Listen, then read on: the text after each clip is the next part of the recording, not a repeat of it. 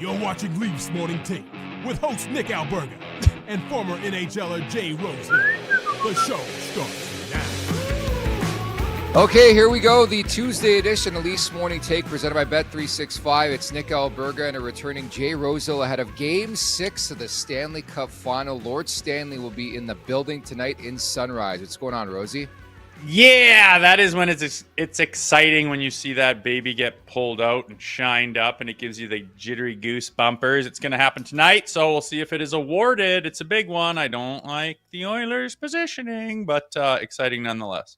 We're going to get to that, but what's proper etiquette? Like, you've been in attendance with Lord Stanley. I believe you've been at Luke Schen's cup parties, or at least one of them. What's proper etiquette as a fan? Like, are we allowed to touch it? I was thinking about that the other day. Like, let's say I have seen the Stanley Cup in person. The one time I took a picture with it, I didn't touch it, and I felt so weird after. Like, I'm a fan. What does it matter if I touch it or not? Yeah, fans can touch it. Get your fingerprints on it. Read the funny things that are on it. There's little quirks about the cup, and especially if one of the keepers of the cup is around, they'll tell you so many stories and little typos and misprints and weird things about it that's unbelievable, and dents and dings and the stories behind them. But you're not allowed to pick it up and hoist it unless you have played for it before, and the guy who has it at the time, which was Luke when I was there, says, yeah, that's fine with me. So I was allowed to lift it, but not in public and not on camera. There's these little caveats, man. It's kind of funny, but I was allowed to lift it and hoist it because the guy said, yeah, you've played for it, so you can. And Luke was like, yeah, absolutely. So I did, but not around people or in public, I guess, was the thing. So there's little caveats, which is kind of cool, but was definitely neat to lift that sucker above my head because I thought about it so many times growing up, right? Yeah, exactly it. And I mean, here's a scenario. What if you're at a Stanley Cup party, you've had a couple too many drinks, and you just grab the Stanley Cup and you hoist it? Like, they just carry you out of the party. You're done. You're cooked. See you later, or what? You don't need to wonder what that was like. That was literally me. And I yelled at the photography lady. I didn't know if I had like a picture of me hoisting it at Luke's house. So I was like, photographer lady. And I ran over and grabbed it and ripped it up over my head again. And it was kind of in like the public area. And the keeper, and there's a picture of the keeper guy going like this to me. And I'm going, hey. But yeah, I had a couple of drinks that night. I can picture you. I didn't get kicked out. Fair enough. I can picture you lifting the Stanley Cup, just having the best day ever, like cheering and wooting and going absolutely bananas and putting it up and down 17 times. Like, I can see that from you. Yeah, we were going deep into the night at this. It was like a nice shop, like a guy's fancy garage, and we were partying there. And I just remember it's 2 or 3 in the morning. And you're looking over, and the cup's just like this lonely girl in the corner. Like, everyone's kind of been doing their thing with it and had their time. And it just seems crazy. The Stanley Cup, the actual thing, is sitting in the corner there. And I had to go pull it on the dance floor and gyrate with it a little bit. But it was a very, very cool night, very unique, very fun, and magical with that trophy. It's every time they pull it out on a commercial or whatever, I'm like, my God, that is the coolest trophy. And it's not even particularly close. Yeah, she's so sexy, and she doesn't age, man. She always looks like she's 25. And she's a girl, apparently. She has a gender. I didn't know that. They, the Stanley Cup, they always look good. Is that better for you? Zimzer. It might be a fluid. It might be a fluid cup, Nikki. Just have some respect. That's all I ask. Is the Stanley Cup gender fluid? That's today's poll here on Leafs Morning Take. Our Super Chat charity partner this season is Sick Kids. Want to make sure that your question or comment gets on the show, hit us up with a Super Chat. Proceeds from our Super Chat will go to Sick Kids, ranked the #1 research-intensive children's hospital in Canada and 3rd in the world. If you can eat anything out of the Stanley Cup, what would it be? Mine would be poutine, I think. Poutine. Oh, and you threw a little caveat on. Man, you're hot this morning. You threw a little poutine. You threw a little, I'm little accent you know on there. that. Yeah, that's how you pronounce it. Poutine. Yeah, I like the poutine, especially like if the Oilers pulled this off and it was the first time it was back in Canada in a long time. I think the poutine would be a nice play. I'm going to have to piggyback you with that, but normally just cranking beers out of it, to be honest. Yeah, that's probably like the standard. I would love, like, there's got to be books out there with keepers of the cup, like the most craziest, ludicrous thing eaten out of a Stanley Cup, like everything, man. It must be such a cool feeling, your day with the cup, just to have Lord Stanley with you, to know that you're with greatness. I mean, that's what's on the line tonight, Rosie. Game 6 of the Stanley Cup Final. How many times have we seen that performance in Game 5 from the Florida Panthers firsthand here in Leafs Nation? Like it was to a T, that script, no? Yeah, I mean, I've been vocal about it. They're the best team in hockey, and they're proving that. They have proven that the whole way, and they're proving that now. But that performance was huge. People thought that after that bounce back performance in Game 4 by the Edmonton Oilers, they would have carried that momentum back home and back in Rogers, and oh boy, and the Panthers were just like, from the get-go, we know what we're supposed to do and we know how to do it, and they did it, and there was really no answer for the Edmonton Oilers, and it was just one of those statement games of we know what we're doing and we know who we are, and they just executed it wonderfully. They just got to do it one more time. I'm sure the Oilers are going to have something to say about that, but that was vintage Florida Panthers hockey that they've been playing for many years now.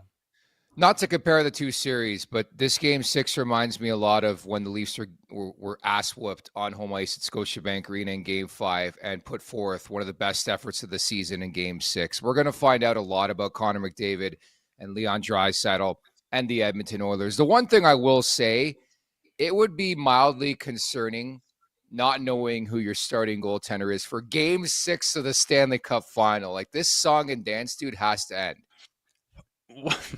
Well, it's not gonna. There's 2 games left possibly, and they still haven't got her figured out. It's kind of been their Achilles heel, I would say. If you're gonna like Skinner has been great at points and times, and so is Pickard, and it's like, you remember he was like Freddie Anderson's backup, right? Yeah, way back when. Wild yeah. to think of, but you just can't have that.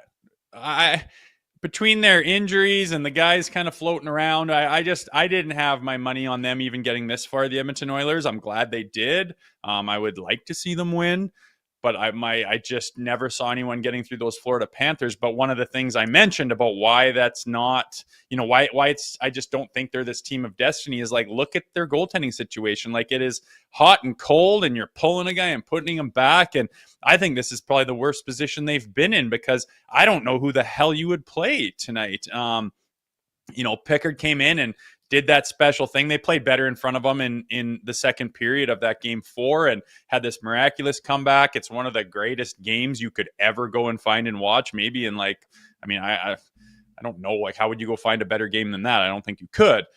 Phenomenal. And then just not so awesome in Game 5. And then who do you play? Like, that just can't be. Imagine the Florida Panthers didn't know who the hell they were going to play between the pipes tonight. It would be insane.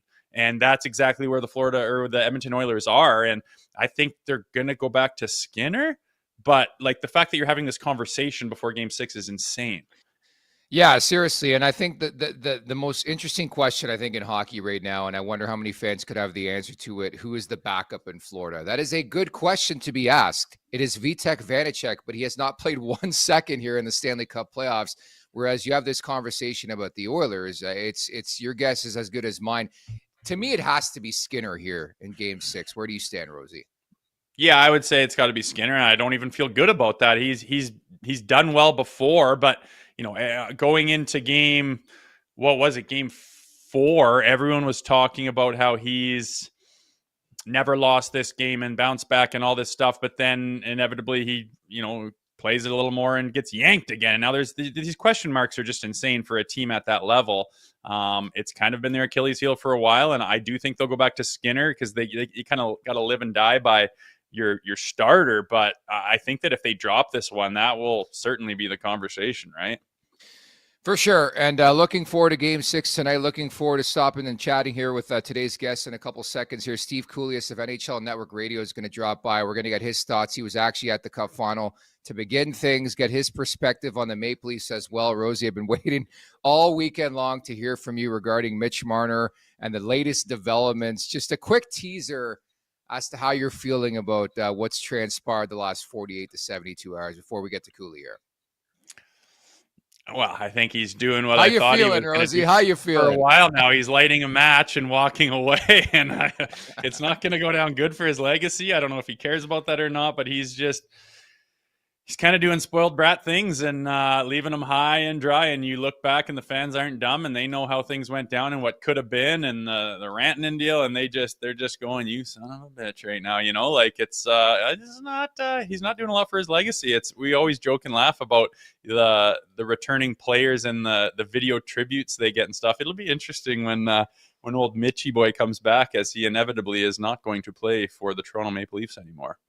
It's only fitting today's guest, we saw him on the way home from our first ever nation vacation. But we almost have to plan the second nation vacation after where the Leafs play Mitch Marner for the first time, like on the road, right? Like how great of a trip would that be? Whether we go to Vegas or Los Angeles or Carolina, that should be fun. Well, I never thought about that, but Vegas has kind of been on our radar a little bit, and that could actually be a fit for Mitchy Bob. That would be one to go to for sure. The plot thickens. Oh, man, that would horn me up. At the Leafs Nation 401 on YouTube, hit that like button, hit that subscribe button. Leafs Morning Take, wherever you find your podcasts. Make sure to leave us a 5-star review. And don't forget to visit theleafsnation.com. This interview is brought to you by our good friends over at Chime Diamond Centers. Get custom ring building delivered in less than 4 weeks with the Charm Masterpiece program and an unbeatable pricing policy. Charm Diamond Centers is proudly Canadian-owned and operated since 1972 with more than 85 locations across the country through Charm and their sister brands. For more information, go to charmdiamondcenters.com as we bring in today's guests from SiriusXM NHL Network Radio, the hosts of the Power Play. It is Steve Kouleas. What's going on, Kouleas? Guys, how are you? I came in early to listen, and we got a lot on the plate here. As soon as the final's over, silly season. And then, the Leafs are right in the middle of it. But anyway, thanks again for having me. Good to see you guys. Kouleas, we're going to get to the Mitch Marner conversation. I mentioned off the top, you were in Edmonton. How cool was that atmosphere? I got a chance last year to go to some games. It gave me that feel of wanting it in Toronto one day, Yeah, and I think that's what a lot of people in many Canadian cities, especially one that hasn't had the final since black and white television, And what a building. They got it right with a practice facility. Obviously, it's Edmonton, so the land isn't as expensive, so they have space, to be able to mingle and move around. You go to some of the concessions, and there's nobody in line. Not that it's not people there, but they made enough so you're not waiting. So they're always getting their cha-ching. And they've done a great job with the building. The fans are unbelievable. And the atmosphere was, when Corey Perry scored, that's as loud as, I go back to Vancouver, Four Nations, in terms of just craziness. But they're up against it right now. Florida is the better team, and some would believe the end is near unless something changes big as it relates to the bottom depth on the Oilers. Oof, that would be a tough bounce for, you think of those two superstars in McDavid and Draisaitl to get there twice and get so close and not have one at the end of the day. It's tough to think of, but to relate that to the Toronto Maple Leafs, we've seen them against this best team in the world, as you just called them. I've been calling them that for a while now, driving them to Game 7. The Oilers might not even get them to that. Do you compare at all the series that the Leafs had against the Panthers and how close they might be to being one of the teams that could be in a final soon? That's a great question. The optimistic person says, well, maybe the Leafs are the third best team in the NHL. And if the Oilers lose tonight, the Leafs gave Florida the hardest run that they've had.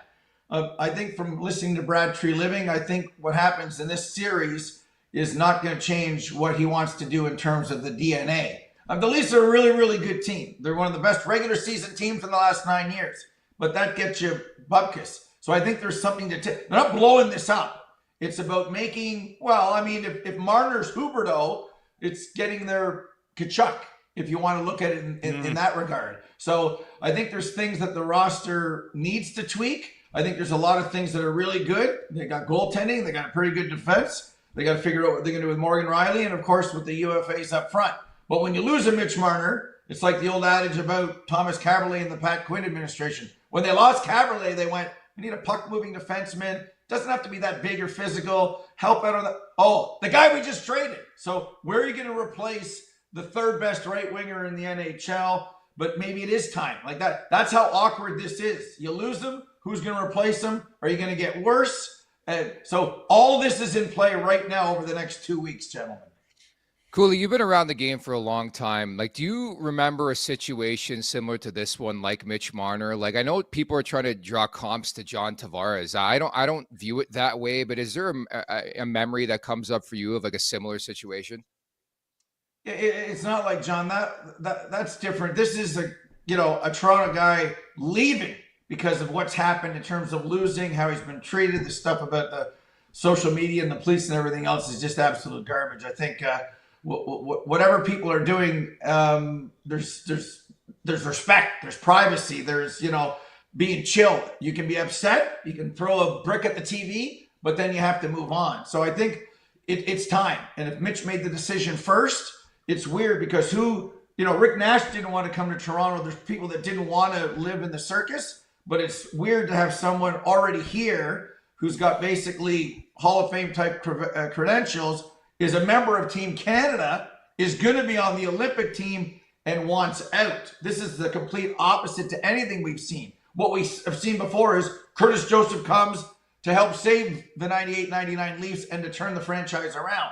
Gary Roberts comes, Joe Nieuwendyk comes, and the list goes on and on. Not the other way around. So this is really, really weird. And because he's a free agent at the most advantageous, richest time in the history of the game, if he really wants to, he can make more money than anybody else. If he's going to gamble and go to a tier 2 Utah or somebody else that really wants to make a bigger splash. If it's Vegas to win, which seems most realistic to me, it's different, man.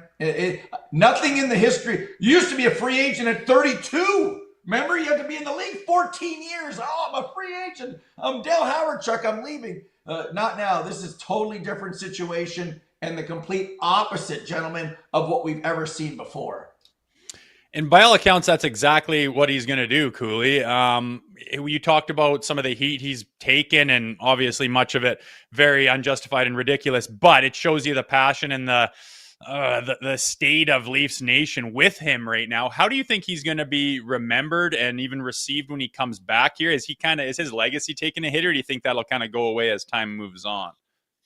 I mean, it's still Toronto. I think that it's so what did he do wrong? They didn't win. He wants to leave. That's his choice. How is he treated by some of the other idiots? I mean, that comes into play. He was never waiving the no trade at the deadline to make room for Mikko Rantanen. That was never an option. That was just courtesy because you're going to find out anyway. So he might as well throw it in front of you. So why would he make a decision then in March when he can make a decision now in June and going into July? And instead of it being just Carolina now, it's Carolina. It's for sure going to be Vegas. It could be Dallas. It could be Los Angeles. All that other stuff. I think certain aspects of it, people were more mad, I think, at the end with Matt Sundin. Just off the top of my head, I'm like, come on, Matt, do us a favor. He never wanted to leave anyway until he was pushed into Vancouver. So in this situation, it's his right. It didn't work out. And there are people that kind of want to change and want people like him and maybe even John to move on. So I think it's bits and bytes. Put your hand in, pull it out. Everybody is in this category. There's a lot of different options here in terms of legacy and booing or whatever. People get over it. They'll do the video thing, blah, blah, blah, blah, and you move on. So I don't think it's going to be as harsh as he's not going to get treated in Toronto the way Tavares was on the island. Put it that way. I don't think there's that kind of anger. I might be wrong. I don't feel it and I don't see it. Yeah, unfortunately, Scotiabank Arena is a library, too. You can't forget about that. People have no clue who the guy is because they don't actually watch him play hockey. But I think it's unprecedented waters, Cooley. It strikes me like you can't fire me because I quit. I don't know. Like, I just think it made too much sense for the Maple Leafs to move on all season long. And I've been consistent in saying this is not about Mitch Marner. It's more so about reallocating that money elsewhere and balancing out your roster. Would you agree with that? Yeah, I think it's more about having... Even going back to the Quinn administration, the one year that the Leafs were a team built for the playoffs. So they didn't have a great regular season, but they had the Greens and the Tuckers and those types of players. And they did pretty good in the playoffs. Now, they didn't win the Stanley Cup. They didn't get to the conference final, I don't think, that year. They might have the year before. But the idea was, you know what? We're too pretty and we have to be gritty when it really, really matters. Well, fast forward to this administration, and we would probably say the same type of thing. And I don't think any of this is personal. I really don't. It's a matter of saying 11 million, maybe that's a 6 and a 5, 2 different players. You know, the guys that Florida has and are winning with right now. Where are you going to get the Bennett's and Marchands of the world? You have to be creative. Maybe it is a Mason Marchment and something else. And I'm not saying a Nikolai Ehlers. Maybe their idea is 2 of a B minus or a B is better than 1 A plus or 1 A minus that they have in Mitch Marner. It's complicated though, but I think that if he struck first, then that's fine. It felt like it was time. That this was kind of the last dance for this group as a whole, and it didn't work again. As close as they came, and yes, it was Florida, and they were up 3-1 in the second period, but they still lost, which means changes are coming, and 16 is at the top of it. And you mentioned, Cooley, some of those free agents and how they're going to change their roster, and inevitably they need to replace some of the things that Mitch Marner does. I feel like the Bennett ship is kind of, I just don't hold a lot of hope into that, but Marchand seems very possible still. What's your take on Marchand hitting the free agent market and maybe Toronto having a chance at him? Yeah, I think realistic, and I don't like to do an autopsy on the team that's about to win the cup, but they got 3 guys. They're not going to keep all 3, I don't think. They're not going to lose all 3. So it feels like Bennett's staying for sure. What they do with Ekblad now that they have Seth Jones, and Marchand wants to play till he's 40, so it's a 3-year deal. So the over-under is probably 1.5 of Florida, keeping those 3 guys. And if it is, again, we're spitballing here. If it is a Marchment, Dallas wants to move off him and or Robertson, or maybe both, and then it's a Marchand, then that's going to change the Leafs. You're going to have to gamble on a 38, 39, 40-year-old for 3 years of playoff hockey, and a Mason Marchment to kind of give you, with another piece or two, Easton Counter or whatever ends up coming in the pipeline, which is not a lot, and kind of mix and matching. And maybe those 2 type players in your top 6 or top 9 give you a better chance to win against a team like Florida in a year from now in the second round. So that's what they're discussing right now in the Leaf Situation Room, as we are with you guys, because nobody knows who's right and who's wrong until 350 days from now. But clearly what was happening wasn't working. So the definition of insanity, blah, blah, blah. Some would argue that they've rolled it back too much, that they should have, could have, would have made this decision, guys, a year ago. But they didn't. We're here now. Yeah, I would say 5 years ago, I would have disbanded the core 4, yet here we are in 2025. Cooley, we've been joking, well, I have at least the last little while, about the captain of the Edmonton Oilers. Is there any reason in your mind to suggest this guy's not re-signing this summer in Edmonton, Connor McDavid? Well, I don't know. The insiders make it sound like when the year's over, there'll be an extension that's as big as he wants it to be. Is he going to Sidney Crosby leave money on the table? So he gets 16, Leon gets 14. That's 30 of 95.5. And as the cap goes up. But of course, if we had a Monday morning chat and we met, in the Situation Room, the first thing you do is you sit down and say, okay, just to be clear, just confirm to me that McDavid is staying. He's staying? Okay, that's off the... If he's not, or if anybody knows anything, accidentally speed dialing, the agent, then you have to know that. Every team in the league has to know that moving forward, especially Toronto, as it relates to what may or may not be in the cards. People tell me, talk to the hand, that's never happening. Okay, as soon as you have that option off the table, it's off the table. Then you look at other things. Austin Matthews' future, staying and going. How does he feel? Does he want to stay? Everything should be, why start a conversation with no? The conversation should be best idea wins, okay, and it starts with 97. I would think the odds are 97% that he's staying. I don't know. I haven't talked to him, and the insiders talk to the agents, and there's a Jeff Jackson connection and everything else. So I would assume that he's staying. But just confirm that before you spend monies on other players. Yeah, it will be interesting. Another interesting thing is John Tavares' future. I mean, Tree Living talked about changing the DNA of this team and you blow up the core, whatever. But by all accounts, he had a hell of a year. He's a heck of a player, a high hockey IQ, caps going up. His role may slip down eventually to the third line, which I think he'd be a hell of a third line center. But people are split on this. What's your take on John Tavares and his future with the Maple Leafs? I'm more on keeping him at the right price. And Yeah. in this UFA world, you've got the beach house or the closest house to the water in this year's crop, then you're going to get the money. Obviously, we believe that he's from here, his wife's from here, his kids, the GTHL, all that stuff. So what does that mean? 555-666-777. Brock Nelson just signed. Who's a better player as they age older? I wouldn't say age out yet. And he did have a great year last year. But if you spend it and he falls from 38 to 17, is that really going to happen? Is it a year for sure at second, a year second or third, and the third of the 3-year deal at the third line center spot? I think that makes sense. And I think there's a right number there. And again, if not John, then who? Then you're going to pay whom to be the third line center? Second line center. Where are you going to get 38 goals and 5 in the playoffs from? Puck battles won. Face off to start the power play. So I think there's a right number. You know, I joked before if it was a 4-year deal front loaded now that the CRA thing is on the shelf, and then he has a Carey Price, Shea Weber back injury in year 4, then, you know, you could have your cake and eat it too. But I don't want to get into the doctors and CBA and have Bill Daly call me and everything else. I think the realistic conversation is second line center for next year, maybe the year after, and then sliding to the third on the 3-year deal. But I think it's really the money. I think it's really the money. And if you don't think you could win with him, then you don't bring him back. My option is that the only moment in the last 20 years was a John moment. And he's like the other players have had good and not so good moments in the playoffs. But he's a battler, and give me a better option. Again, best idea wins. What's a better option than John right now?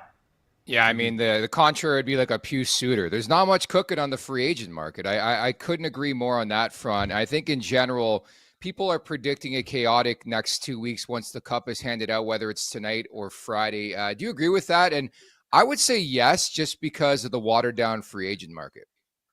Yeah, and I think that, remember 2016? They were throwing around 7s and 6s to, Andrew Ladd and Kyla Poso and Milan Lucic and a lot of players. The best deal was 3 years, 10.5 to Eric Stahl, which Bruce Boudreau told me that he helped kind of broker in his time in Minnesota. I think people do have to be careful, and it's a gamble. Sometimes you're doing it for the first few years, and then the manager's like, I might not be around in 6 anyway if it doesn't work out in the short term. The players get paid, especially now. 32 teams. They tell me more are on the way. Where are you going to get an Ehlers or Tavares or a Marner or you name it? And maybe that's why 7.5 was the number for Brock Nelson. Maybe the real number should have been 6.75, but for 750, you're going to lose a guy? Nope. McKinnon has his second line center, and you move forward. The players are going to get paid. Show me the money was a famous line. I don't remember from which movie, though. Yes, you do. Jerry Maguire, come on. I'm just kidding. I know. Hey, you were at that party last year with Pagnotta, and he was there, right? Cuba Gooding Jr. was at the party. Were you there at the All-Star game last year? I wasn't at that one, but when Carolina won the cup, I was at that party right in and around the movie. Let's just say there wasn't a lot of Stevie K and movie star love. Let's just leave it at that. Oh, there's got to be a story in there. Hey, Cooley, you're the man. Appreciate your time. We'll talk soon, okay? Whenever you guys want me, I'm here from the basement. If the lighting's good and the pictures are good, then I'm happy. Looking Sounds sharp. Good, take care. There's Steve Kouleas from NHL Network Radio. Yeah, Cuba Gooding Jr. is a big hockey fan. He was at All-Star Weekend last year, and I was at Dave Pagnotta the fourth period.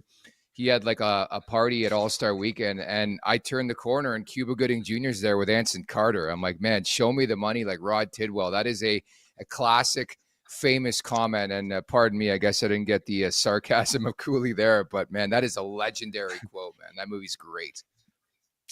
Yeah, Cuba, that's pretty cool. I did know he liked hockey. I remember him in Cool Shots. I talk about NHL Cool Shots on the show a lot, but he was on there with Dan Moriarty. He did like a shift or something with the Wild back in the day in an exhibition. I don't know. Gong Show, but a guy you might not peg in Hollywood as being a hockey dude, but he certainly is, and that is a legendary show that's getting pretty damn old right about now, isn't it? It is, dude. That used to be appointment viewing for yours truly. Like it would be on, and there would go my I think it was like Saturday mornings, something like that. Con Air for me. I even watched that Yeah. last week. It was on Con Air, Really? just on cable on repeat, and it's you watch it now, especially you're like, this is getting cheesier and cheesier, but I love it.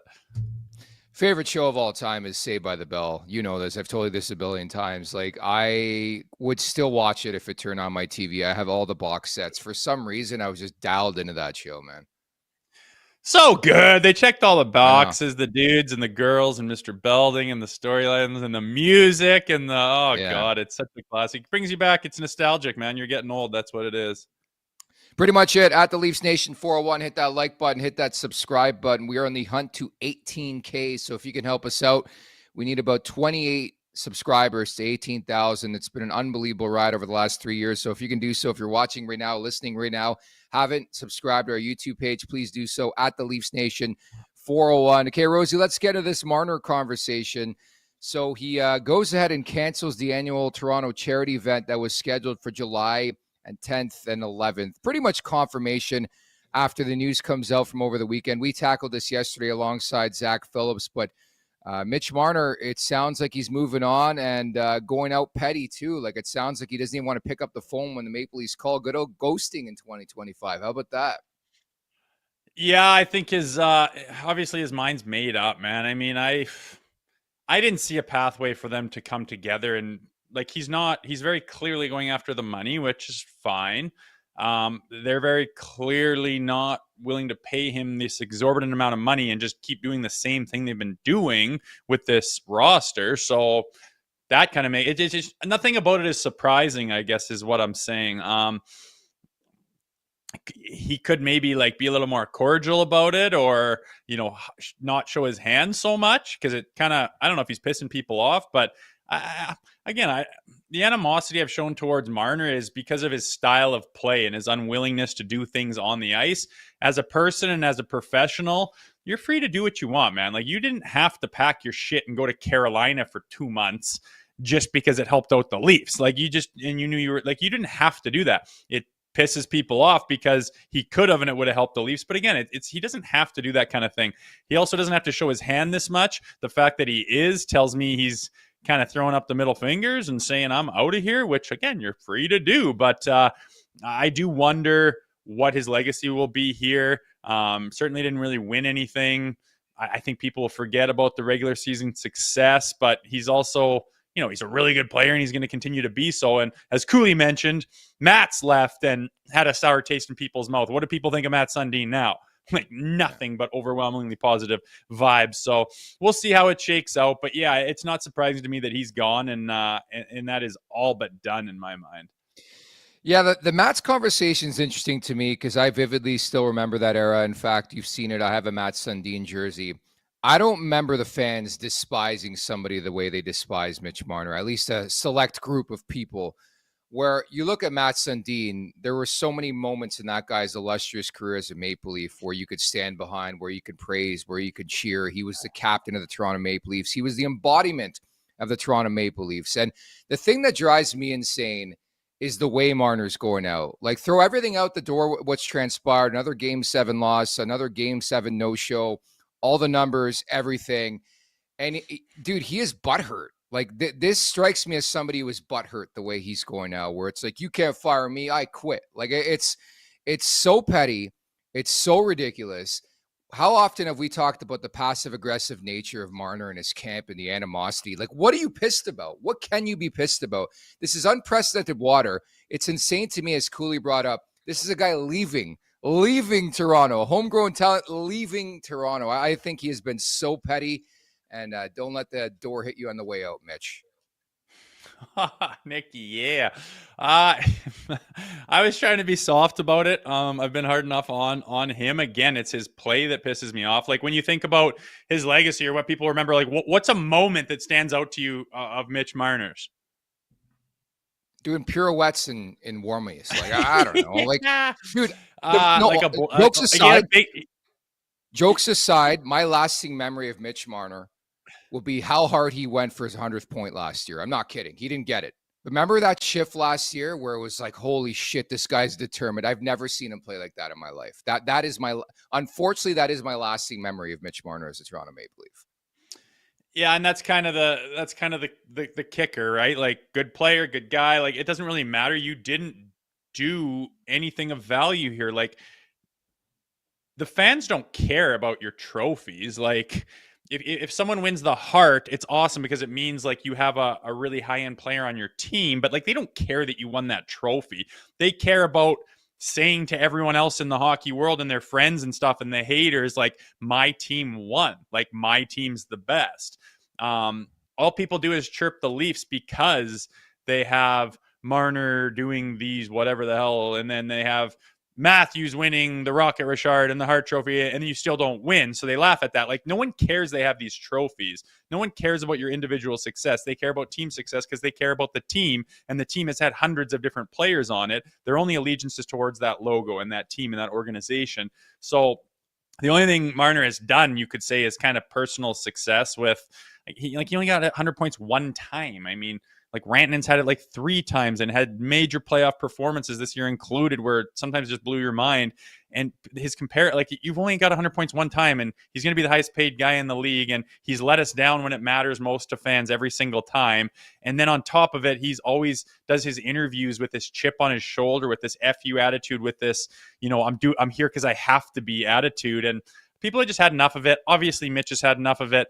We're 2 weeks away from, wiping our hands clean of the Marner conversation. It's too bad to have a player of that caliber and homegrown talent, and you drafted him, and that it didn't work out, and it's going to end on kind of nasty terms. But people will get over it and forget, and however they remember them is up to them. But I'm not surprised it went this way. I'm happy that we don't, like, if they ran it back, I'd be so pissed. Like, we would just be sitting in the same goddamn seat we've been sitting in for years and years. I'm glad for some change, and it might not be perfect, and it might not, there might be some growing pains, but inevitably they have to mix this thing up and get difference. I love Kouleas' analogy of their Huberdeau. Like, he's their Huberdeau. Bye. You're not working here. Bye, Huberdeau. You're not playing the way we want to, but we need to bring in that to Chuck. And that's not going to happen overnight. And there's going to be the people on Twitter that love Mitch that say, oh, I told you couldn't do without Mitch. But it has to happen. It had to happen. It's going to happen. And time will tell where they go without him. Well, depending on the way you look at it, Tammy, our good friend Tammy, sends this super chat to support a sick kid. She may have woke up on the good side of the bed or the wrong side of the bed, but she says, bitch boy, Twinkle Toes canceling the charity further showcases how much of a petulant man-child he really is, especially with him and his camp refusing to talk. She goes on to say, let Twinkle Toes figure skate with his next team. Tammy with the heat. Yeah, I mean, he rubs people the wrong way. There's no doubt about that. Some people love him. There's people on Twitter. There's 2 people on Twitter in particular. I mean, he could shoot someone's dog on the sidewalk and they would defend him. Like, it's just insane. But some people really like him.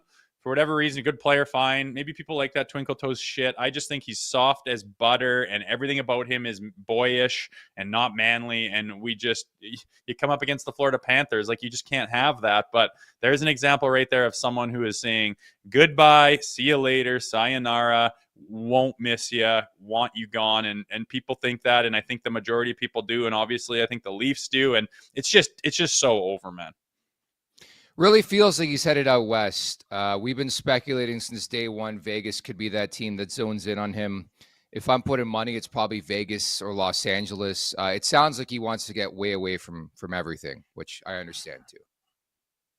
Yeah, LA's kind of the new, maybe it's been around, but that's kind of the new one that just comes up with everybody lately. It's, I don't know where he's going to end up. I'm not good at playing that game. I don't like playing that game. I don't know where he's going to frickin' sign. I don't know what people are going to offer him. You can look at the rosters and see where he would fit, but that doesn't really always follow that trajectory either. So I just sit back and wait and see where he falls. And then once you know something that's concrete, then start to analyze and go into the details. I'm gonna say Vegas. They're the contender when it comes to betting right now. They're the number 1 spot, and I think him with Eichel would be polarizing. Like, I just wonder what his motivations are. Like, do you want to be the 3rd, 4th best player? Do you want to be the guy? I mean, there's going to be opportunities that come to him on July 1 where he can be the guy on a team. But I would love to know the motivations. Like, how much does he care about winning? How much does he care about making money?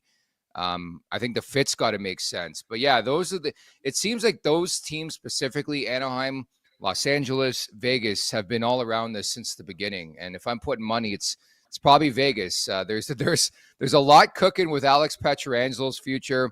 If that doesn't work out, I think they could move some money out. Like they're always a horny team, man. They're not afraid to piss people off, are the Vegas Golden Knights. But I think that'd be intriguing to see Marner with Jack Eichel. Yeah, it would. And you wonder you wonder what he's going to be like outside of the Leafs, right? Like if you're that number one guy driving it all with the pressure and the expectations and the big fat contract, that's difficult. And I don't think he's the guy that like if he goes to Anaheim and it's him like leading Trevor Zegras, like they're never winning a goddamn thing, man. Like that just doesn't win anything anymore. When they were talking about him going to Florida, I was like, wow, what, like maybe he probably would do all right there surrounded by all that other stuff, and maybe some of it would rub off of him, but he wouldn't have to carry the load. But why would Florida go to a guy and say, we want the guy that's super high paying, like we got to pay this guy out the ass? Why would we want the guy that is one of the sole reasons why other teams can't beat us? Because he's not enough like us. I always thought that was insane that Florida, with everything they have, their identity, what they've built there, would go after Mitch Marner. But Vegas, to your point, I think would be a decent little fit. He doesn't have to be like the single driving factor. They're not up and coming where he needs to help mold their identity. Like he can just slide in there, do his job, dish that puck, and by all accounts might fit in very well there. So I think that's probably why that's on a lot of people's radar. What do you make of the trade route? We had Dave Pagnotta on yesterday's show, and he speculated the Maple Leafs could be more active on the trade front than in free agency, which makes a lot of sense. And the New York Rangers seem to be active. Chris Kreider dealt to the Anaheim Ducks last week, and the name Mika Zibanejad has come to surface a bit. 5 years left at $8.5 million. But you've been on the record and saying no, thank you. Oh, good Lord, no! $8 million for how many more years? 5 years. For a guy that is such a yo-yo and so inconsistent and doesn't play with any grit. Like what the heck? He's a DJ in the offseason, Rosie. He's who? He's a DJ in the offseason. Oh, fucking sweet. Even better. I just think of Game 7 and like what you need to get over that hump, and all the ones that we've watched with this organization. And Mika Zibanejad isn't driving anything. I could see him falling backwards and being as much of a ghost as anybody on this roster. So not interested at all. Not on the term, not on the price tag, not on the guy's consistency, not on his level of grit. Like, oh God, that would blow up in your face so fast if you ask me. That's my opinion. But it's kind of slim pickings out there. Marchment keeps coming up.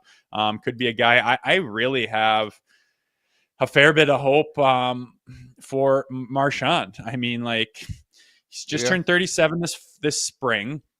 Look at what he's doing out there. He's everywhere, man. He's fucking everywhere. Like, go tell me a guy you could get for, I don't know, even if he costs $8 million, you crunch the numbers and do the math and stuff, and like what he brings to the table, even if it's just in the next 2 years, and then maybe on the third year he's not so much and he finally takes that step back. He's got the grit and the balls and the tenacity and the compete level and the experience and the veteran leadership, and he only knows how to play one way. He doesn't turn that on. It's just who he is.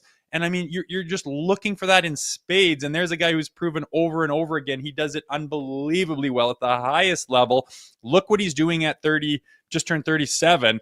I'm salivating over him. And what would he do to Matthew Nyes? And what would he do to Cowan to kind of say, this is how you fucking play? You don't watch Mitch doing his goddamn pirouettes around like a fucking figure skater. No, you watch Brad Marchand and how he plays and the tenacity and the levels and layers that he brings to a series. Are you kidding me? I'm about Brad Marchand, man. I do not care that he's 37. He's heads and shoulders better than every 20 fucking 4-year-old you're going to go out there and find. Look, this is my fault. I got you going a bit because you were Mr. Zen coming after the vacation, the last couple of days off, and I really got you spiraling here. So that's my mistake. But dude, I gotta agree with you. Having said that, like the only concern I would have is not the money, it's the fit. Like we can't forget Brad Marchand's in the third line, man. Look at the insulation he has in the bottom six. I mean, list your stud, Reinhard, Verhaeghe, Barkov. The list goes. It's sickening. The depth the Panthers have. Like, they don't have a superstar player, but they got some great players. And the fact that he's been doing a lot of the damage, lesser minutes on the third line. So you're talking about the matchup game as well. Luosterainen Lundell. The chemistry's been there. From the Marchand perspective, a lot of it's going to be about the coin and who offers the most money from everything we've gathered and know. I just think the Maple Leafs have to have a number where they just can't go past. Like if you're trying to reimagine the roster, you're trying to reallocate some of that money that Marner leaves behind, some, in the dip in the pay of a John Tavares. You've got to be careful from that front. But the fit is more for me. Like, let's say you bring in a Marchand. Is he in your top 6, Rosie? I'd rather him on my third line right now. Which would be fine if you want. You could. Yeah, he could go there, but you're like, look at what he did. I know that he's played. I'm not saying he's going to be as good as he is right now. I mean, he's one of the best players on the face of the planet, playing the heaviest hockey in one of the greatest series we've ever seen with the 2 best teams in the world. It's like, you're not guaranteeing he's going to do that, but like just that play the other night where he just blows off of a center ice face off, leaves his winger in the dust, jukes a guy, puts Ekholm on his fucking ass, gets the middle, finds the space and buries it far side. Like it doesn't matter. You play like that with that grit and all the shit he does extracurricular and, what he brings to even a PK or a PP and like, doesn't matter what the game does. Yeah. He's not playing on a team as good as the Florida Panthers, but he's playing on a team that pushed the Panthers to Game 7 with that personnel. You add Marchand to that. And why did they constantly not get over that hump? It's because they don't have enough Brad Marchand. Checks a lot of boxes. I'm not saying give the guy $11 million. And maybe he doesn't even want to come here. But I'm saying he is one guy that stands out along with Bennett as being, oh my God, like he is our Tkachuk when you let Huberdeau leave. It's someone like that. And there's not a lot of them anymore, as we've talked about a million times. They don't grow on trees. They don't come UFA very often. And I don't think we can get Bennett. So he's the guy on my radar saying, do everything you can. Like at least be interested in this guy is what I'm saying. Someone like, oh, we don't want Marchand. Why would you not want Marchand? That's insanity. Do what you can. Don't sell the farm, but at least be extremely interested on this guy. He's the number one guy besides Bennett that I'd be happy to see them get in free agency. The great thing about Marchand, I would struggle to find a shift, whether it was his first NHL game or now, where he looks nervous. And you can't say that about some of the star power on the Maple Leafs. Like in recent memory, I've watched them and been like, wow, these guys are scared shitless and they don't know what's going to happen next. Where this guy's got it down to a T, like the confidence book, whether you can't get too high, you can't get too low, always seems super chill. Doesn't matter if it's Game 7 of the Cup Final, Game 1 of the preseason. He's just found it. It's clicked for the guy. He's in search of his second Stanley Cup. The move, I wondered going from Boston all those years. The buy-in's been incredible to me. You've played with a lot of star power in your career, Rosie. Sometimes, egos take a toll and guys can't rise up and they can't, come to grips with the fact that I'm 37. I'm no longer a top 6 player. I'm a bottom 6 guy. I'm on the third line. He's adapted. He's evolved. He's taken this role. And that's the most noticeable thing for me. Like nothing faces Brad Marchand. He's too busy talking about ice cream and how handsome he is. Like it's wild stuff when you compare it to some of the things I've heard and seen here in this market, even in the last couple of years. Yeah, for sure. And you're always trying to figure out where a guy fits if you're picturing him on a new team. And I don't think you could have picked a better team than the Florida Panthers to make an easy transition for Brad Marchand. Like, it just blew my mind when they made those 2 deals. Like, you didn't even know that was on the table. Like, I know he had a certain amount of teams no trade list, but like it does. People are like, I tweeted something about him. Like, how on earth do you get that guy for a second rounder, which I get turned into a first rounder? People are like, oh, he fucking decided to go there. Well, it seemed very much like the rug was pulled out from under him. He did have a no trade that didn't include that. Like, it seemed like he got kind of blindsided and they just made a deal. You want Toronto to get the right side of the right player once in a while, and it's tough to do. But yeah, everything that you mentioned about him that he does, that he brings to the table, he's been proving for a long time. And he's also one of those players that can be a chameleon. He's not saying I demand this and I demand that. He's like, where do you need me? I'll fill in. And even if it's further down the lineup, it's like even better. He's just bringing insane depth. He's going to make the guys around him better. You can roll lines and mix and match, and your last change doesn't matter because it's just, he checks so many boxes, man. He's an absolute assassin. He's showing that right now, and I would love to have him on the Toronto Maple Leafs. Yeah, selfishly, I want the Stanley Cup to be handed out tonight so we can start the offseason tomorrow and start speculating away as to what's going to happen here with the likes of Ekblad and Bennett and Marchand and Perry and everybody else. I mean, the next couple of weeks should be very, very fascinating leading up to July 1. Want to get in the action for Stanley Cup playoffs at Bet365? They got you from game props, player props, totals, and the money line. Whatever your bet is, it's never ordinary at Bet365. Download the app and get in the game. An official partner of the Stanley Cup playoffs. Must be 19 or older. Ontario only. Please play responsibly. If you or someone you know has a gambling problem, visit connexontario.ca. How you feeling about tonight's game? There is a lot of money coming in on the Florida Panthers where they are overwhelming favorite to win Game 6 here, Rosie. In my opinion, it's value. I think we're headed for Game 7. I think we're going to see a signature McDavid performance. In fact, I put a couple bucks already on McDavid to get over 1.5 points in this game. He is just so great. He is so good. But I always seem to lose when I bet against the Florida Panthers. I just like Edmonton forcing a Game 7. How are you viewing this? It's tough, man. I don't like where the Oilers are. I've been very high on the Panthers the entire time. And from everything we've seen, especially like their starts for the Edmonton Oilers, their starts are terrible. Like the best team in the world doesn't start 12 minutes late every single game in the last, like, what is it, 3 games? Or it's just like, what is this? Yeah. Their goaltending situation's a fucking disaster.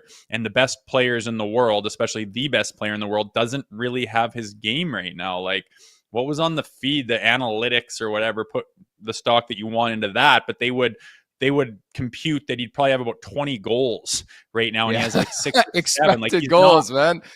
I know he's not firing on. Like, I take that with a grain of salt, but obviously when there's a gap that large, it does shine a lot of light on he's not playing his best hockey. Is he capable of coming out tonight and like putting the team on his shoulders and getting 3 points and being the main reason they won? Yeah, but he was supposed to do that last game and the game before, and he wasn't really there. Yeah. So I'm betting with my head and not my heart, and I think the Florida Panthers are going to win the cup tonight.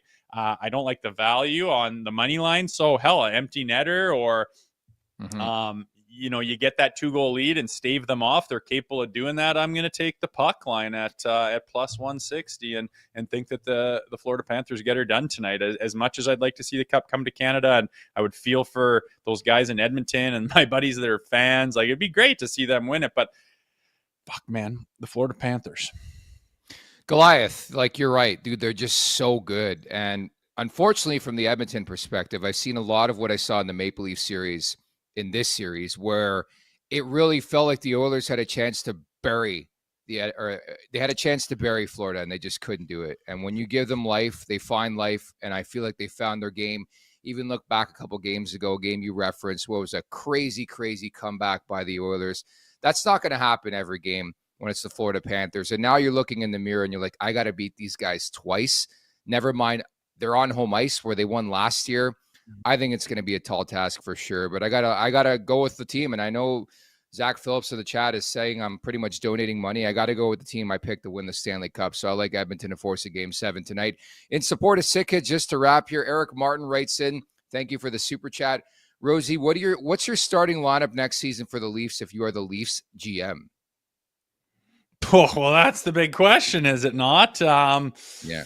Who's going to play where? Who's your second line C? Is it John, or like I just have in my mind, and it's kind of slim pickings, and we'll get into it as far as like maybe it's not just the obvious handful of free agents that are out there. It's a trade, right? As I think Peñota was alluding to yesterday, there might be some creativity come into play, but you're going to lose Marner. In my mind, you're bringing in 2 guys with some substance and some grit and some playoff performances under their belt that is going to take his place and facilitate his money. You got Marner's that's going to open up, and inevitably, I think they're keeping John Tavares. So, what, $5-6 million, maybe more worth of John Tavares. So there's money to go around.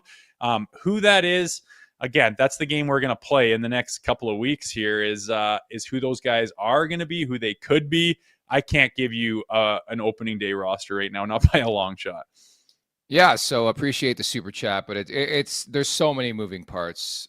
Who knows what this roster will look like in 3 weeks' time, but rest assured we're going to break it all down for you at the Leafs Nation 401. Again, the hunt for 18K continues. If you haven't subscribed, please do so as we inch closer and closer. Again, at the Leafs Nation 401, hit that like button, hit that subscribe button. Thank you to Steve Kouleas for dropping by today. Another big guest scheduled for tomorrow, just awaiting confirmation, but Spencer Carberry, who just won the Jack Adams Trophy, head coach of the Washington Capitals, former assistant here in Toronto, expected to drop by Leafs Morning Take tomorrow, Rosie. Yeah, another assistant going and having big success in the league as the head daddy boy. And when you called that, maybe that's probably November, you were talking about Carberry, Jack Adams there. So piece of hardware for him. That'll be exciting to get his point of view on the state of this team. How do you follow up is the question. You look at Vancouver, I think you can draw a lot of comparisons. Vancouver last year, the Washington Capitals this year, and how do they follow that up potentially in the final season in the NHL for Alex Ovechkin? No confirmation on that front, but a storybook season for the Capitals. So again, Spencer Carberry expected to join us tomorrow, Leafs Morning Take. Wherever you find your podcast, make sure to leave us a 5-star review. Don't forget as well to visit theleafsnation.com. Thank you to producer Vic. For Jay Rosehill, I'm Nick Alberga. We'll chat tomorrow. Take care, everybody. Make sure to check out more of our content right here on the Leafs Nation YouTube page. We got long-form interviews, we got clips, we got epic rants by Jay Rosehill. We simply have it all. And don't forget, you can find out much more at theleafsnation.com. Thanks so much for watching.